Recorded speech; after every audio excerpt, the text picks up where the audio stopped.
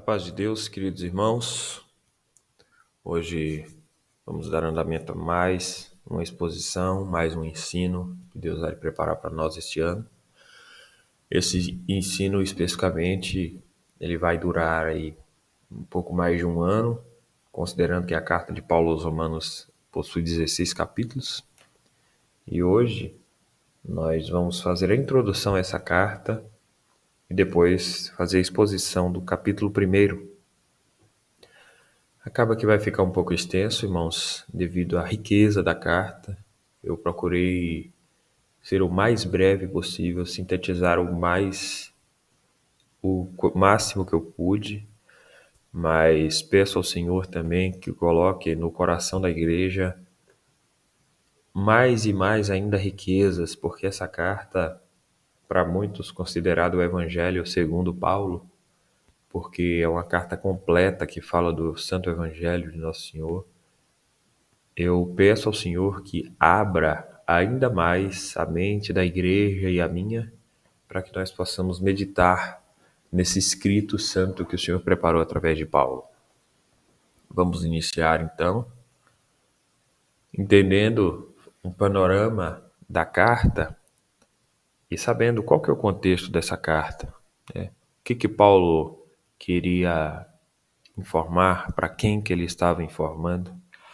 A gente sabe que 50 dias após a ressurreição do nosso Senhor Jesus Cristo, cumprido o dia de Pentecostes, todos estavam reunidos quando o Espírito Santo desceu com poder e encheu os servos do Senhor, e a partir dali, irmãos, eles seriam comissionados a levarem a mensagem do Evangelho. No caso específico de Roma, provavelmente tinham pessoas ali, judeus de Roma, que estavam juntos ali no dia de Pentecostes, e eles puderam receber essa mensagem do Evangelho, e a partir dali eles foram tão tocados, né? Foram tão tocados que levaram essa mensagem gloriosa. É notório que os judeus eles sofreram várias diásporas ao longo de sua existência. Diáspora significa eles foram espalhados pelo mundo, e naquele período eles permaneciam espalhados. Porém, para o cumprimento do calendário judaico, todos se reuniam em Jerusalém para celebrar. E naquele caso específico, eles estavam celebrando o dia de Pentecostes. Com a descida do Espírito Santo, judeus de várias nações puderam crer no Evangelho. E tendo ouvido as palavras de Deus em seus próprios idiomas, eles puderam compreender que o Messias havia chegado. Após o discurso de Pedro e o batismo de mais de 3.000 almas, o Senhor espalhava sua mensagem de forma capilar em todo o território romano. Por Roma ser um dos principais lugares do império, é certo que a palavra chegou ali tão cedo quanto imaginamos. Mas algumas divergências doutrinárias soavam nas igrejas recém-formadas e era necessário que houvesse aconselhamento da parte dos apóstolos para a estruturação da Igreja de Deus no mundo.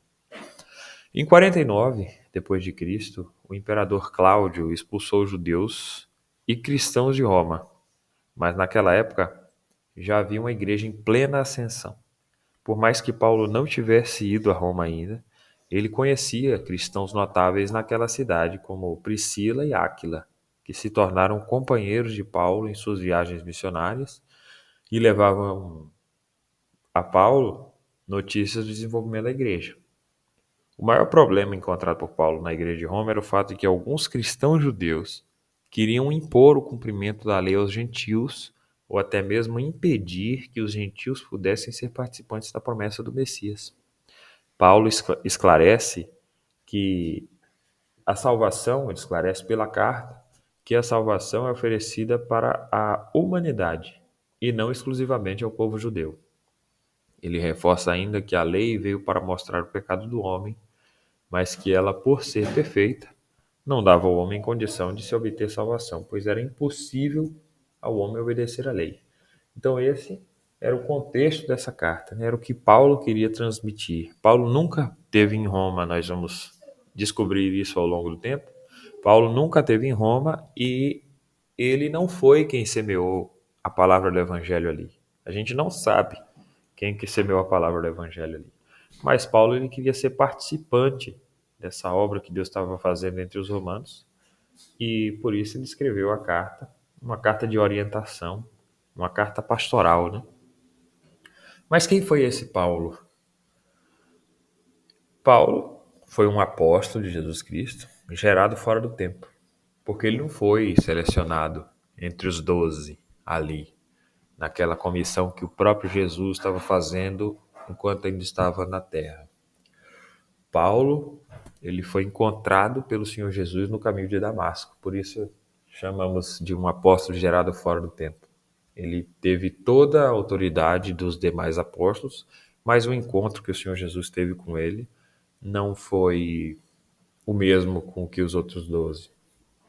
Ele foi autor de 13 epístolas do Novo Testamento, porém, antes ele foi um grande perseguidor da Igreja de Deus. Ele nasceu por volta do ano 10 depois de Cristo. Então, na faixa ali, quando Jesus Cristo tinha seus 7 anos, mais ou menos, ele tinha nascido. Ele nasceu em Tarso, na Cilícia, perdão, e é da tribo de Benjamim, portanto judeu e também cidadão romano. Quer dizer, ele nasceu na cidade romana, mas é de linhagem judaica, então ele tinha essas duas cidadanias. O lugar de nascimento de Paulo era um centro de comércio e aprendizado que abraçou a cultura grega, que era uma cultura mais polida, de filosofias e tal, e abraçou também a política de Roma. Se a gente for olhar, a civilização ocidental ela é baseada na moral judaico-cristã, na política romana e na cultura grega. Nós carregamos isso até hoje, né? Na nossa cultura mesmo. Só que Tarso era uma metrópole, era uma grande cidade, então ele tinha, vamos falar assim, contato com várias pessoas, né? A profissão de Paulo era fazer tendas. A gente vê isso também na escritura, né? Paulo falava grego, hebraico e aramaico. A profissão e idiomas que Paulo falava permitiram a ele ter boa desenvoltura ao se comunicar com o mundo não judeu, enquanto missionário de Cristo, né? Isso foi bem depois, né, que ele se tornou missionário de Cristo, mas o Senhor preparava ele desde o início para que para que ele pudesse ser quem ele foi. E além de poder trabalhar, né, em qualquer lugar, ele poderia se comunicar com todo o pessoal que estava ali na região. Antes da conversão de Paulo ao cristianismo, ele foi estudar em Jerusalém na juventude. Ele teve por professor Gamaliel, neto de Hilel, fundador de uma escola farisaica cujo ensino era abrangente de tradições antigas do judaísmo. Foi esse mesmo Gamaliel que persuadiu o Sinédrio a poupar a vida de Pedro e dos apóstolos na ocasião da primeira saída milagrosa da prisão. Lembra que eles são reunidos lá e Gamaliel fala assim, olha, se essa obra for de Deus, ela vai prosperar, mas senão ela vai acabar. Teve uns aí que logo, logo acabou, então vamos ficar sossegados quanto a isso, né? Paulo, ele foi, sem dúvida, zeloso pelas tradições de seus pais, a ponto de consentir na morte de Estevão, né? Enquanto ele pregava aos principais judeus ali, Estevão, o, o pessoal estava ali para matar Estevão e ele consentiu na morte de Estevão. Tanto é que as pessoas elas depositavam as roupas delas aos pés de um moço chamado Saulo. Está escrito na palavra. E além disso, ele tomou também, quando ele ficou mais velho, tomou cartas para perseguir e matar cristãos naquela região. Mas nessa ocasião, ele não esperava que Jesus lhe aguardava na estrada de Damasco para transformar sua vida, lhe direcionar para Ananias para ser batizado e a partir daquele dia passar de perseguidor a perseguido. Como Deus faz as coisas, né? foi chamado para apóstolo. Ele foi chamado. E que chamado! No caminho de Damasco, a vida de Paulo mudou completamente. Depois disso, Paulo passou 13 anos em preparação para o ministério, em oração, comunhão com os demais apóstolos e igreja, para só depois partir em suas viagens missionárias. Ele não foi de qualquer maneira. Paulo, ele aprendeu dos apóstolos como ele poderia fazer, mas acima de tudo, ele aprendeu do Senhor. Ele foi chamado para ser apóstolo dos gentios, não dos judeus. Apesar de ter escrito para judeus também, né? Mas ele foi chamado para ser um apóstolo dos gentios, para difundir a palavra de Deus por onde ele passasse. Nenhum dos outros tinha as qualidades que Deus aperfeiçoou em Paulo. Vejamos, às vezes Deus chamou Paulo não para diminuir os outros apóstolos, mas Deus preparou Paulo desde o início para ser um apóstolo. Mais para frente a gente vai ver um pouco mais sobre isso. Paulo é lembrado até hoje como um dos mais sábios apóstolos de Cristo. E ao contrário do que muitos dizem, Paulo não teve seu nome trocado. Saulo era o nome dele hebreu e Paulo era o nome grego dele. E ele se referia nas cartas como Paulo, porque como ele escrevia aos gentios, né, era mais fácil de ser pronunciado. Quem foram os romanos? A gente já soube qual que é o contexto e a gente sabe quem que é Paulo, mas quem que foram esses romanos? A civilização romana, ela foi fundada por volta do século VIII a.C. Roma era uma cidade modelo, imponente, conquistadora, próspera, moderna, com uma política refinada, imperadores que buscavam agradar o povo e lhes trazer segurança, com um poderio e organização militar deslumbrantes. Roma era um ponto social, comercial, industrial, político relevantíssimos. Possuía uma infraestrutura exuberante, com desenvolvimento constante, com um povo disciplinado e obediente. Existem estradas em Roma que foram criadas no período de Cristo, ou até mesmo antes de Cristo. Eles tinham um poder de infraestrutura, de engenharia deslumbrante. Quando os reis se tornaram autocratas, quer dizer, só a autoridade deles servia, quando só um tem o poder, aí o povo se rebelou e expulsou eles. E aí criaram a república. Eles costumavam resolver todos os seus problemas com diplomacia. Então, pelo que a gente vê aqui, era um povo que talvez não precisasse do evangelho, né? Um povo que era polido, perfeito em questão de organização e tal, né? Então, eles faziam parcerias com grandes impérios, quando ainda nem era império. Eles faziam parcerias com os egípcios, com os cartaginenses, que eram pessoas ali, civilizações, que eram muito robustas na época, né? Eram de grande importância.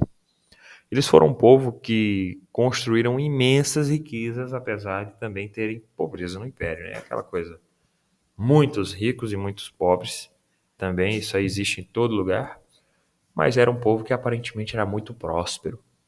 Embora eles passassem por guerras, ao longo dos séculos eles tiveram o poder desencadeado na mão de imperadores que conseguiram fornecer um período de paz aos romanos. A chamada Pax Romana foi conquistada por diversos imperadores, foi mantida por diversos imperadores. E esses imperadores se sucederam desde um pouco antes da época de Cristo e após ele. O Império Romano ele cai no Ocidente por volta do século V ali. E eles eram muito religiosos. Aqui é que está o gargalo, vamos falar assim. Eles eram muito religiosos, eles adoravam a ídolos mitológicos e até mesmo ao imperador. Cristãos foram perseguidos por rejeitarem a idolatria romana, confessando que somente um era digno de adoração: o Deus triuno, todo-poderoso. Diversos romanos receberam a palavra do evangelho muito antes de Paulo escrever sua carta àquele povo. Já foi falado, né? Já havia uma igreja bem estabelecida quando Paulo escreve aos romanos. Ainda assim, o apóstolo de gentios pregou àquele povo enquanto estava preso, pregando também a líderes judeus que ali residiam e pôde manifestar a eles a palavra da cruz, colhendo de Deus alguns frutos. Isso é demonstrado lá em Atos 28, versículo 16 ao 31. E qual que foi a época? Paulo ele escreve essa carta por volta de 57 a 58 depois de Cristo em Corinto. Paulo dá a recomendação da irmã Febe, que provavelmente foi a portadora dessa carta aos romanos, e ele recomendou para que os romanos a recebessem no Senhor, como convém aos santos, e recomenda a eles que ajudem aquela irmã no que ela precisasse, porque ela era hospedeira de muitas pessoas, incluindo de Paulo. Febe era como se fosse uma irmã da obra Piedade do nosso tempo. E quem que escreveu essa carta?